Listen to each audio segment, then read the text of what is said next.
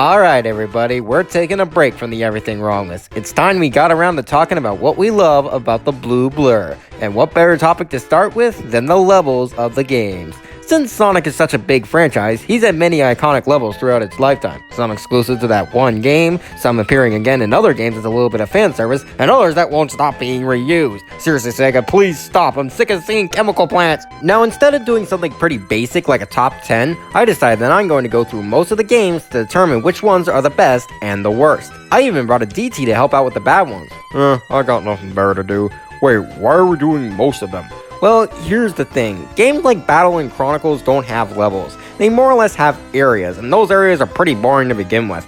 The Riders Trilogy and TSR are racing games, and it feels a little dissonant to include racetracks along with standard levels. The advanced games, this is going to upset the fans, but I genuinely got nothing to talk about regarding the levels in these games. My experience was mostly muddied by trying to get the Chaos Emeralds, which is so painful, and even when playing the levels as normally as other characters, I still got nothing from them. I'm sorry fans, but these levels are simply fine with nothing standing out. In fact, that goes for the Rivals and Rush duologies, the Boom games, and both episodes of Sonic 4 as well. But with every other game, they're on the table. Just don't expect any special stages because most of them would end up being the worst anyway. Now then, let's start with Sonic 1.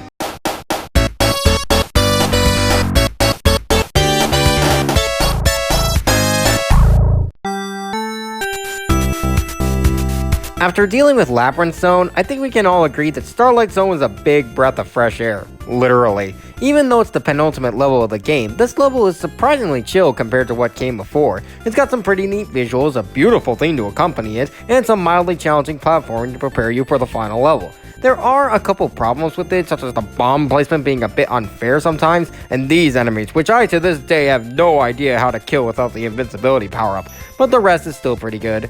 And that's basically it. It's Sonic 1, what more do you want from me? Yeah, the meme of hating this level may be dead, but for the purposes of this video, I'm obligated to complain about it. Whatever, you guys know how bad this level is. Small spaces that limit your movement, confusing level design, water physics, infamous drowning music, blah blah blah. Next game!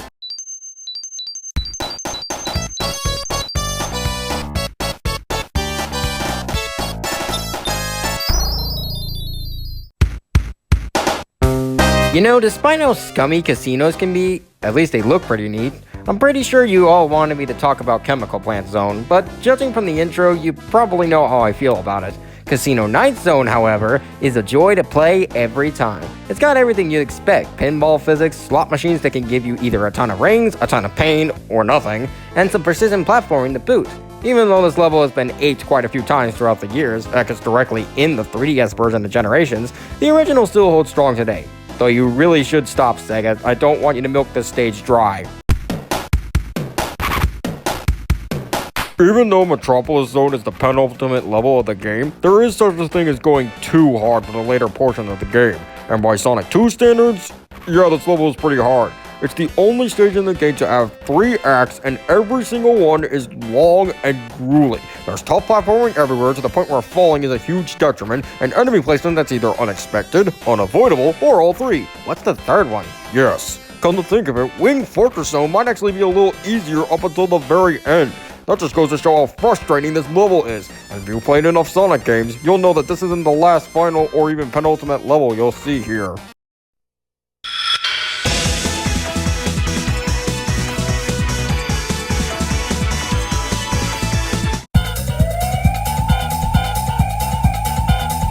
As much as I don't care for Sonic CD, I'll fully admit Stardust Speedway is a pretty good level. It's the perfect level to see just how fast Sonic can go with its winding pathways and long stretches of road. I mean, it is a speedway after all. However, aside from the race with Metal Sonic, there's not much else I can think of that's worth talking about. It's just a good level, and that's about it. It's Labyrinth Zone 2.0. Enough said.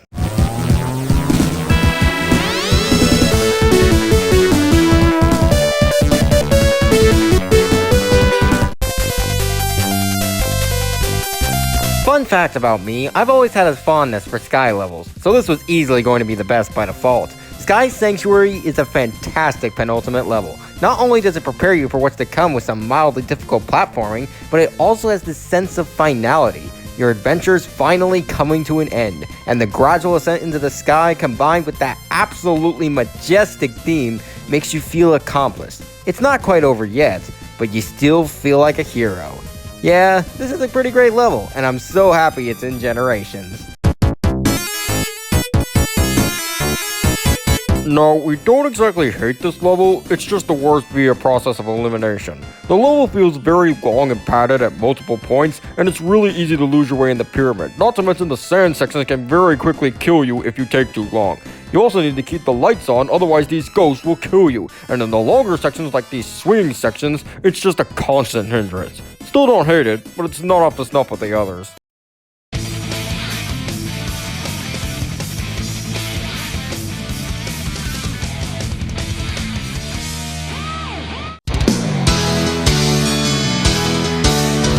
This is such a magical level. As a precursor to several other theme park levels, and even a game that takes place in one, Twinkle Park is so much fun to be had. It's got a race with bumper cars, a brief yet fun roller coaster ride, and even bowling. And when you're not doing any of that, you're running through the fairgrounds and jumping on buildings high up.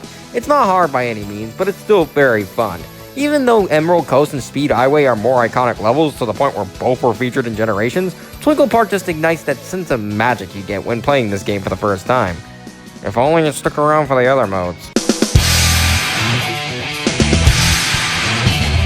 That's right, we chose one of Amy's levels for the worst one. I'm sure many of you would argue that Big's levels are much worse because fishing, but really, if you know how to play, the levels are really easy. Just find Froggy, catch him, bada bing, bada boom, you're done. Hot Shelter with Amy, though, is so much worse. Honestly, the level itself isn't too bad, it's just kind of long and Zero is a bit of a nuisance. The problem comes in the form of Amy's controls. Honestly, they suck. Her turning is incredibly stiff and she's barely faster than Big is, which feels so wrong to say. In the hot world, I can work with this thanks to the open areas, but in the more confined spaces with limited platforms, it just makes everything feel slow and clunky, turning what would normally be an okay level into an unnecessary hassle.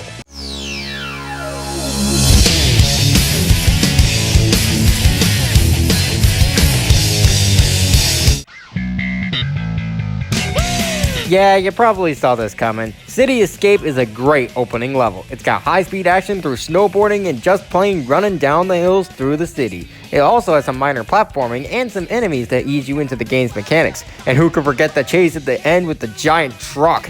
That'll get your adrenaline running. Not to mention the absolute banger of a track still hangs around in my head. It's that good. Yeah, it's obvious why this level got into Generations, though I don't know if the upgrades to the truck were really necessary. That thing was scary enough as is. Going to be honest here, we really hate the treasure hunt levels in this game. They're confusing and take way too long on first and even repeated attempts. But Mad Space escalates all of that to 10. Not quite 11, but still very high in the bullshit scale. It's got the absolute biggest area, so when you're inevitably pixel hunting for the shards, you'll find yourself running around in circles for 10 to 20 minutes. Maybe even half an hour. Hell, just finding the first one is a pain because of how ludicrously big this place is. Combined with the gravity gimmick on certain planets and having to start all over from the beginning if you fail, this is easily one of, if not our least favorite level in the Sonic series. Or do people think Security Hall is hard?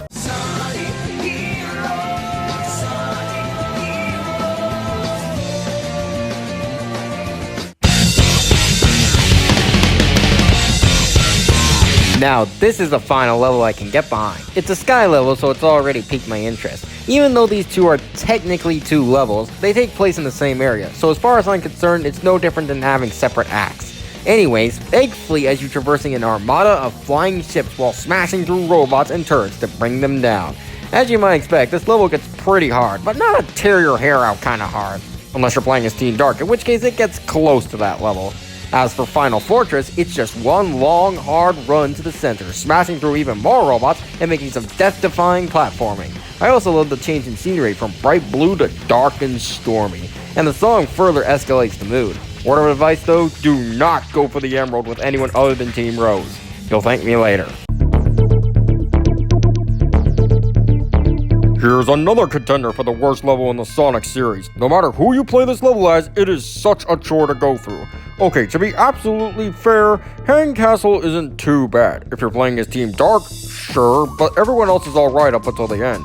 But then you get to Mystic Mansion, and oh boy, this level infuriates me to no end. Unless you're playing as Team Rose, it's incredibly long, guaranteed to make you suffer with Team Dark, and Team Chaos has to do this stupid torch mission where you have to blow out every single torch. And if you miss even just one, which I very much did multiple times, you have to go through the level again. I don't know who thought this was a good idea, but whoever it was clearly wasn't thinking straight. Take notes, developers. This is how you don't make a stage.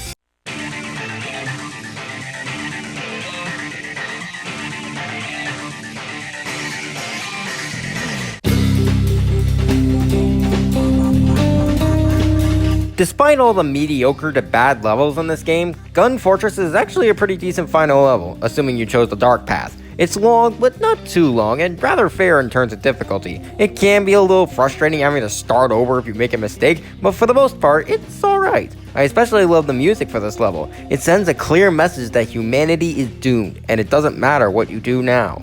The world is finished, and it's all your fault. It's just a shame that this level was only made possible thanks to you deciding to be a villain because you had to get 2 of the 10 endings that don't matter because there's a true ending that doesn't even connect to the other paths you can take, so in the end, what was the freaking point? Why, yes, I do hate Shadow the Hedgehog. How could you tell? Ask yourself this. How do you pick the worst level in a game that's already very bad?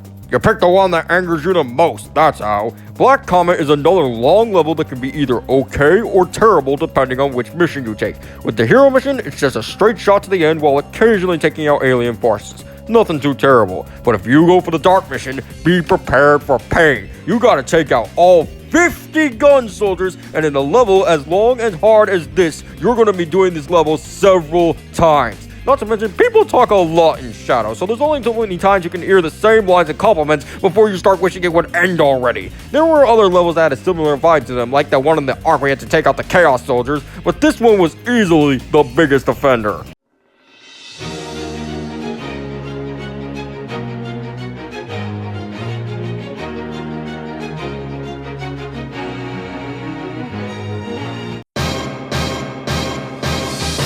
For all the bad 06 did, Crisis City is one of the exceptional parts. This level has you running through a burning city, jumping from building to building as literally everything is being obliterated. You start off with snowboarding down broken buildings and roadways, have some death-defying platforming in the tornado, and a mock speed section away from the tornado. And this is just for Sonic. Shadow's version is similar, but with a bigger focus on combat, and vehicles in place of the snowboard and tornado platforming. Silver's is a little slower pace with some platforming with psychokinesis, and some faster gameplay when you take control of Blaze. Even though other levels in 06 range from okay to help me, Crisis City does stand out as a truly great level.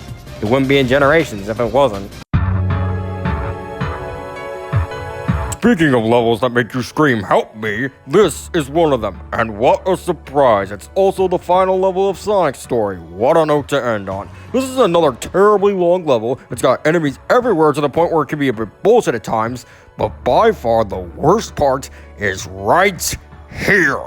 This stupid ball is the worst controlling thing in all of video games. It's incredibly slippery and bounces off anything it so much as taps. Now I can work with this, except for the fact that it's so fragile that it will pop if a hazard so much as breathes on it. And in a level where the enemies are relentless and everywhere at once, that's a problem. I am aware you can choose this section as Sonic, but Silver doesn't get that luxury, so prepare yourself for a lot of death.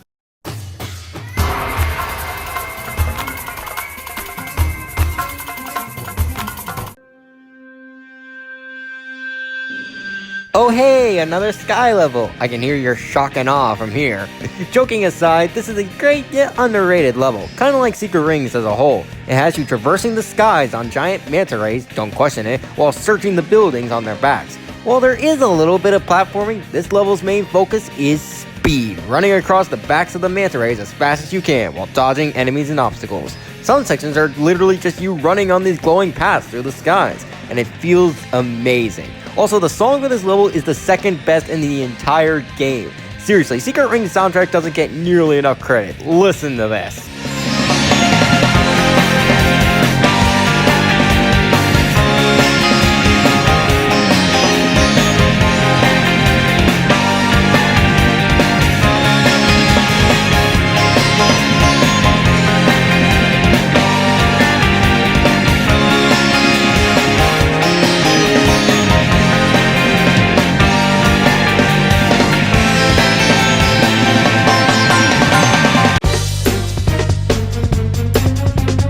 Okay, to be fair, most of the problems with this level boil down to how Secret Rings controls. But the thing is, most of the other levels are fine even with the controls. Skeleton Dome isn't. Granted, the sections where you just have to run forward aren't too bad, even though dodging a sheer number of enemies and obstacles at this speed can be pretty hard. But there are also moments where you need to be precise in your jumps. And in Secret Rings, where you are forced to run forward all the time, that presents a problem. Now yes, you can slow yourself down and even walk backward, but it's just so awkward it makes the whole thing a hassle. Again, if this game wasn't designed this way, this level will be fine. But it's not, so it is.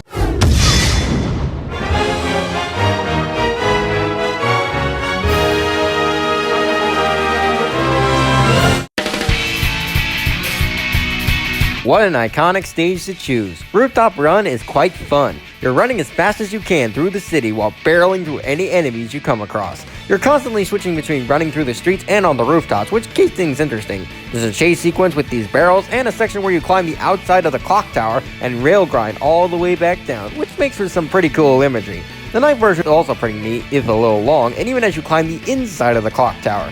Plus the city itself looks really pretty at night, just like real life cities. It also made its way into Generations as well, and if you made it into a celebratory game like Generations, that's how you know it's good.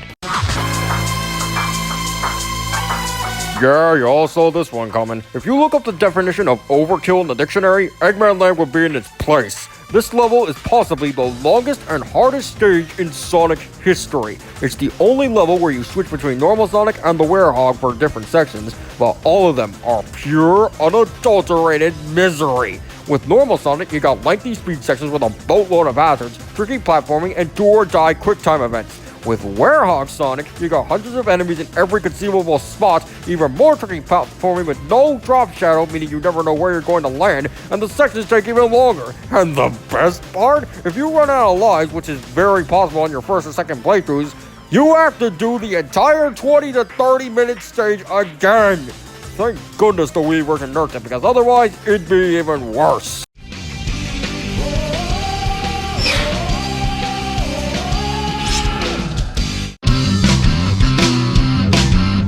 Looking back, chase sequences and escape levels are often the best part of Sonic games, and Kingdom Escape is no different. As the name implies, the level lets you trying to escape through the castle in Castletown under a time limit. You go through several places such as the dungeons, the town streets, the sewer system, and a couple underground canals, all the while slashing down hordes of all enemy types. And unless you're bad at the game, which I don't know how you made it this far if that's the case, don't worry about the time limit. It's pretty generous, but that's no excuse to get cocky. They say if you can't stand the heat, get out of the kitchen. Well, that's not really an option here. The Cauldron has to be one of the most unfair levels I've experienced. Not only is it ridiculously long, not only are there an unhealthy amount of enemies everywhere, not only is there platforming that can get nearly impossible to pull off, but you're also on a time limit. And unlike Kingdom Escape, there's very little leeway for you to hang around. You gotta get through the stage fast or you're gonna find yourself banging your head against the wall repeatedly. I know I certainly did.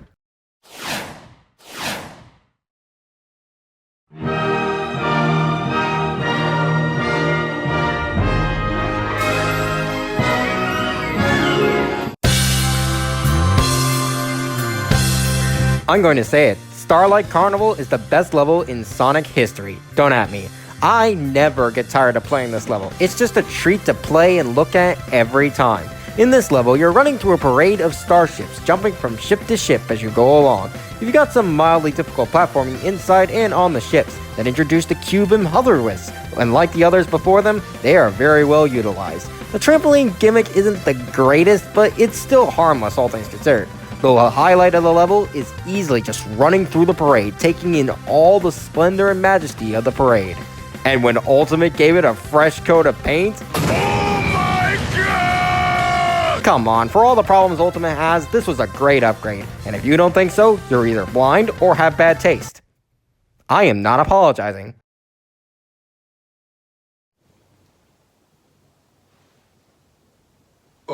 Dude, this section's blank. I know. Yeah, this is a bit awkward, but to be frank, there's not really a worst level in colors. No, this isn't us being biased towards colors. Talk to any Sonic fan, even the ones that don't care for the game, and it's pretty rare to see anyone that thinks any of these levels are bad, or even thinks one of the levels is weaker than the others. Granted, there are some acts that get on people's nerves, but those acts are smaller parts of a larger whole, and that whole is still pretty great to begin with. So yeah, in terms of levels, no complaints to be had. Well done, Colors.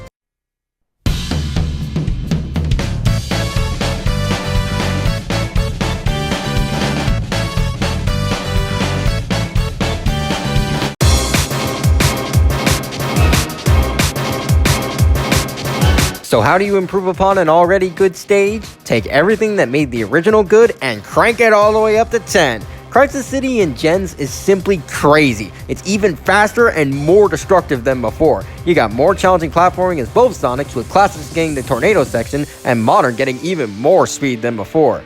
And that's surprisingly it. It's just a better version of Crisis City. It's as simple as that. Similarly, how can you improve upon greatness? Well, in this case, you can't. And shouldn't, because Planet Wisp was ruined by this game. Okay, maybe that's a little harsh since Moderns isn't too bad, just a little too long and the Rocket Wisp is overused. Classic has it worse though. The level feels even longer and most of the level hinges on the use of the Spike Wisp, which gets old fast. There's a reason Colors have multiple wisps in one act, guys. Neither acts are hard, just tedious and slow. Also, I think I now realize why people complain about the Planet Wisp remix in Colors Ultimate. Because it reminded them of Classic's version.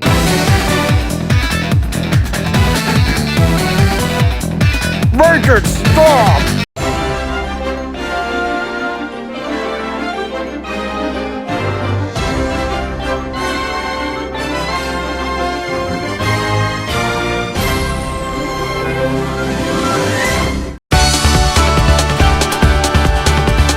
Okay, I promise this is the last Sky level.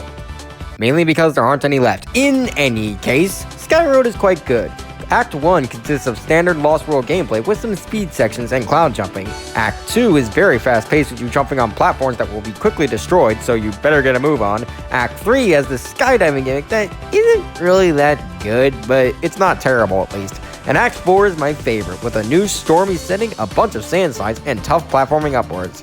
Yeah, all things considered, Sky Road's pretty neat. Could have been better, but still neat. Here we go again with final levels that go way too hard. Lava Mountain sucks. Act 1 is a boss rush against 3 of the Deadly 6. It's fine. Act 2 is ripped straight from Tropical Coast and made much harder thanks to precision jumps that you can't afford to miss, otherwise you're dead. Act 3 is the worst, with way too many hazards and precision jumps in the 3D sections and tight platforming in the 2D sections. It's such a long stage too, with losing all your lives means doing it all over from the beginning. Fun! Act 4 is the final boss, which we will talk about at a later date. But to summarize, it's alright. At least the 3DS version is nothing but bosses all the way through. Otherwise, both entries will be on here.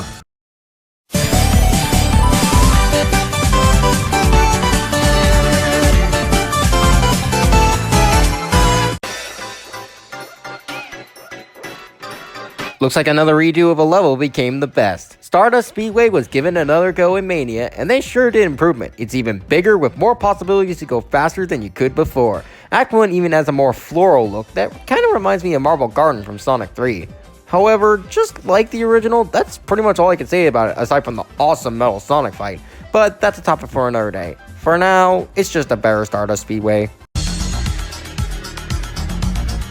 I really don't need to say it at this point. Titanic Monarch is actually not that bad. In Act 1 at least. Sure, it's got a lot of enemies and hazards, some of which can lead to bullshit deaths, but it ain't anything too bad. Act 2, however, is where things get bad. This level is once again way too long, thanks to this area where you go through several smaller levels to open a portal to the penultimate boss fight. That, combined with an already pretty difficult section before this, just makes this level feel cumbersome. Not the worst, but far from simple.